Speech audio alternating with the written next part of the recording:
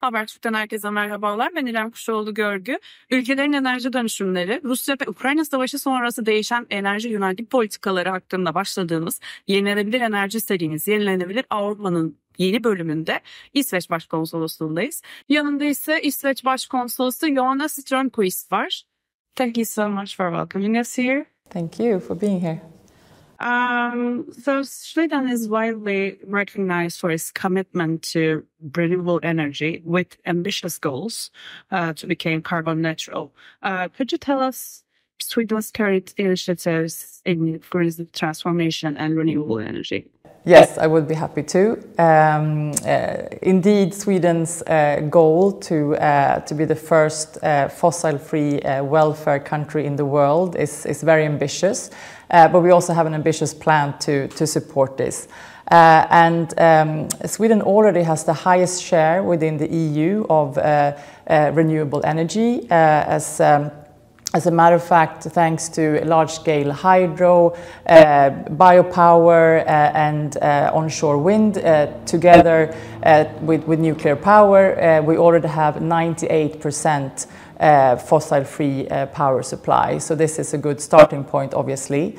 To reach this ambitious goal, however, to reach this ambitious goal, of net zero 2045, we need to reduce the consumption of remaining fossil fuels in the industry and also in transport. So the government is working both to energize the country, to increase charging possibilities for transport, but also to provide incentives to the industry to become even more, and support to become even more competitive, so that the private sector will actually take the lead in this transition. But one of the main ways to create more energy, more electricity, is to increase the use of nuclear power and also onshore wind. And this is because the government sees that the consumption of electricity will double in the foreseeable future. So even though we are in a pretty good place already now, we need even more electricity. And then I just want to mention also a very exciting project that you might have heard about, the hybrid project up in northern Sweden, which aim is to produce fossil-free steel. I mean, normally it requires a lot of coal, as we know. So this is revolutionary when it comes in place, and for a huge steel producing nation and country as Sweden, this is hugely important. So that, I think, will also be an important component. And I also want to ask about the Russia and Ukraine war, which because Russia and Ukraine war has posed significant challenges for Europe. But the situation was actually particularly complex for Sweden, given its long-standing neutrality and the decision to join NATO, which also with the war, the countries have realized how important the energy security is. So my question is, what specific measures has Sweden taken to enhance its energy security? So first of all, Sweden's direct dependency on energy from Russia is relatively low. But of course we're part of the European and the global energy market. So in that way we are affected. So for us the most important is that we work within the EU, we work with partners to make sure that we all make sure that what we would like to see actually is happening. We already see that the EU plan, Repower EU plan, is having some effects in terms of new directives within the EU, that we change the way that we work.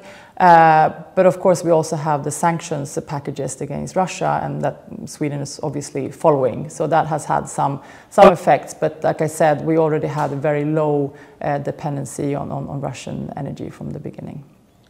And Sweden has been pioneer in bioenergy, which we don't see it often in European countries. Could you tell us recent advancements or projects in Sweden's bioenergy sector?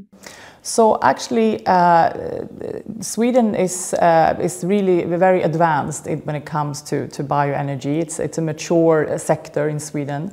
And most of our heating system is already linked to biomass, and it's linked to the pulp and the tree industry. But we also create waste to create energy. And actually in that we have been so successful that sometimes we've had to even import waste from other countries to be able to keep this running. But it's already an important part of the Swedish energy supply. So for us, it's actually difficult to do much more in that sector. It's already been around for so long, so it's kind of completed in a way. And how does Sweden ensure the involvement and support of local communities and stakeholders in renewable energy projects? I think Sweden in general as a society is very much based on consensus. We love to discuss things, and whenever there are big changes, we have lengthy discussions and debates, and then somehow eventually we all agree. And I think to a large extent these discussions about climate and environment were already starting in the 70s in Sweden. So this has been a long discussion. Of course, you always have some voices that have different views exactly on how things should be done, but there's a general agreement and consensus on that this is the direction we have to go in, and it's been for quite some time, and that's why we're already where we are. But there is a continued effort, of course, when it comes to wind power, for example. I mean, to make sure that because the decisions are made by the municipalities, so there are incentives for municipalities that agree to have wind power to get tax reductions to a certain extent, but there are of course also, I mean, discussions how to compensate the population who live nearby or where these wind power plants are being built.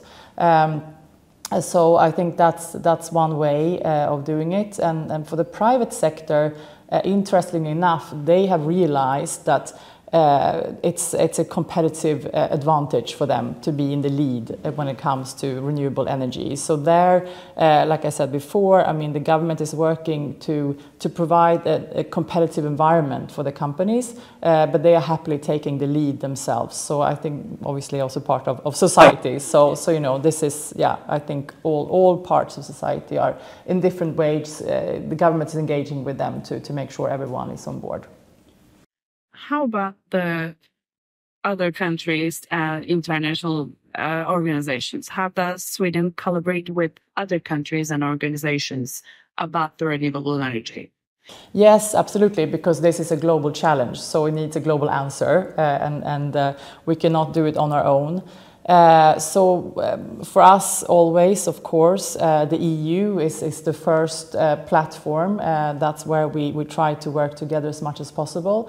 But again, this is a global challenge. So even if the EU is doing really well, we need everyone on board. And as we know, I mean, if we don't have the major countries, the biggest countries in the world, I mean, the United States of America, China, India, Brazil on board, it doesn't matter. So we are very much engaged also within the UN, working with everyone.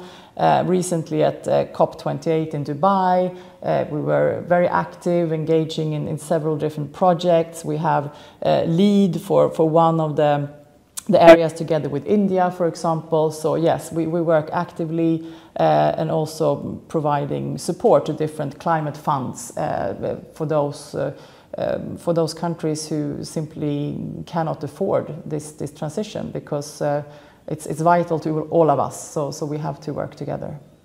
And my last question, of course, will be about Turkey. Given the arguments during the NATO process between Turkey and Sweden, which things have normalized now, how do you see the collaboration between two countries evolving in areas like renewable energy? And also, what areas do you see having the most potential between two countries? So there's already an extremely strong and historic cooperation between Sweden and Turkey. We're sitting here in the Swedish palace that is from 1757, the premises. So, and we have a strong presence of the private sector in Turkey. And the other, just a few weeks ago actually, your Minister of Trade, Mr. Ömer Bolat, was in Sweden to meet his counterpart, Mr. Johan Forssell, for a JETCO, a Joint Economic and Trade Committee. And actually following or linked to that JETCO, there was also a roundtable discussion with Swedish and Turkish companies invited, and one of the topics was green transition. So I think this is a promising start to deepen that already existing collaboration and to find new areas where we can work together. We know that there are many, but we are now in a deepening process to take this further to another level. So we are very excited about that. Thank you so much for welcoming us here once again and answering those important questions. Thank you.